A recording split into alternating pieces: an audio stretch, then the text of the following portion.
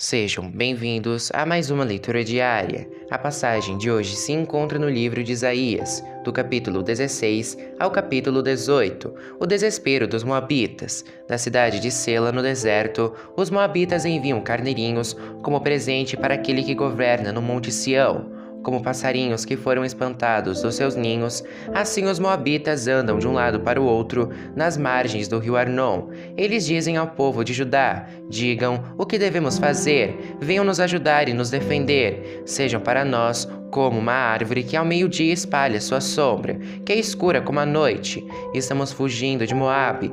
Venham nos proteger daqueles que nos querem matar, e deixem que nós moremos na terra de vocês. Quando terminar a perseguição e o perseguidor cruel tiver saído do país, então um descendente de Davi será rei. Ele governará com fidelidade, procurará julgar com justiça e se esforçará para fazer o que é direito. O povo de Judá diz: ouvimos falar do orgulho dos moabitas. Sabemos que eles são um povo vaidoso e cheio de si, arrogante e convencido. Mas eles não têm nada de que se orgulhar. Por isso, os moabitas vão chorar. Todos eles vão gritar de tristeza quando lembrarem dos bolos de passas que costumavam oferecer aos ídolos na cidade de Quireres. Agora estão abandonadas as plantações de uvas de Esbom e de Sibma, aquelas plantações cujo vinho deixava bêbados os chefes de muitas nações. Elas se estendiam até a cidade de Jazer, iam para o leste até o deserto e para o oeste até o outro lado do Mar Morto. Por isso, eu choro pela cidade de Jazer e também pelas parreiras de Sibma. Com as minhas lágrimas, rego as cidades de Esbom e de Eleal, pois não se ouvem mais os gritos de alegria dos que ali fazem as suas colheitas. Desapareceram das terras boas toda alegria e felicidade. Não há mais canções alegres nas plantações de uvas. Ninguém pisa as uvas para fazer vinho. Deus acabou com os gritos de alegria. Como as cordas de uma lira, o meu coração treme de tristeza pelo povo de Moabe e pelos moradores de Quireres. Os moabitas se cansarão de tanto ir aos seus lugares de adoração nos montes para orar aos seus deuses, mas isso não adiantará nada. Esta foi a mensagem que o Senhor anunciou há muito tempo a respeito de Moabe, mas agora o Senhor diz: daqui a exatamente 3 anos, Moabe, com a sua enorme população, perderá todo o seu poder, e os moabitas que ficarem vivos serão poucos e fracos. Capítulo 17. Deus castigará a Síria e Israel.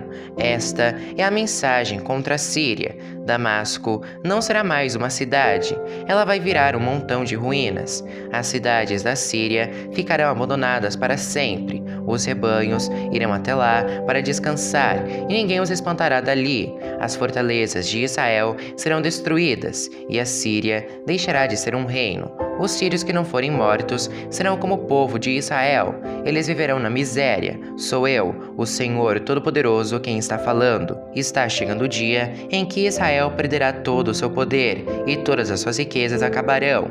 Naquele dia, o país ficará parecido com um campo, depois que todo o trigo foi colhido, ou como o vale dos gigantes, depois de colhidas todas as espigas. Mas umas poucas pessoas ficarão vivas, e Israel será como uma oliveira depois da colheita. Depois que a oliveira é sacudida, ainda fica com 2 ou 3 azeitonas nos galhos mais altos, ou umas 4 ou 5 nos galhos de baixo. Eu, o Senhor, o Deus de Israel, estou falando. Naquele dia, as pessoas olharão para o seu Criador a fim de pedir ajuda. Todos se voltarão para o Santo Deus de Israel. Não confiarão mais nos altares que eles construíram, nem nas imagens que eles mesmos fizeram, nem nos postes da deusa Aserá, nem nos altares de queimar incenso. Naquele dia, as cidades protegidas por muralhas ficarão desertas, como as cidades que os heveus e os amorreus abandonaram quando os israelitas invadiram a sua terra. Tudo será arrasado. Povo de Israel, vocês esqueceram seu Deus que os salvou e não lembram mais o seu forte protetor. Vocês plantam jardins sagrados em honra dos deuses pagãos, mas ainda que as plantas desses jardins brotem e floresçam no mesmo dia em que forem plantadas, ainda assim não haverá colheitas nos campos, quando chegar o dia de sofrimento e de dor sem cura. A derrota dos inimigos. Escutem o barulho de muitas nações que se agitam e se revoltam. Parece o rugido do mar, parece o estrondo estrondo de ondas violentas. Os povos rugem como o mar, mas Deus os repreenderá, e eles fugirão. Serão como a palha que o vento leva pelos montes, ou como o pó que a ventania espalha. Ao pôr do sol, metem medo, mas de manhã já não existem mais. É isso que vai acontecer com os nossos inimigos, que arrasam a nossa terra e levam embora todos os nossos bens. Capítulo 18. Deus castigará a Etiópia.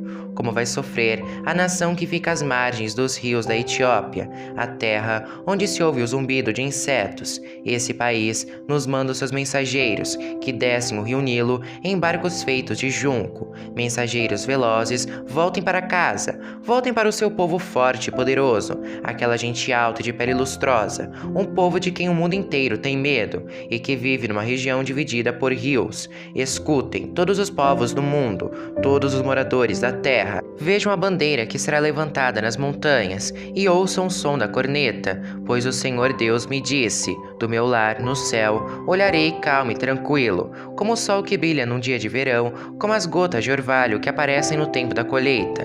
Quando as flores da parreira já tiverem caído e as uvas estiverem amadurecendo, mas antes do tempo da colheita, Deus podará a parreira com o seu facão, cortará os galhos e os jogará fora. Os corpos dos soldados mortos serão abandonados. No verão, serão comidos pelos urubus, e no inverno, os animais selvagens os devorarão. Naquele dia, ofertas serão apresentadas ao Senhor Todo-Poderoso, por um povo corajoso e forte, uma gente alta e de pele lustrosa, um povo de quem o mundo inteiro tem medo e que vive numa região dividida por rios. Eles apresentarão as suas ofertas no Monte Sião, no templo onde o Senhor Todo-Poderoso é adorado.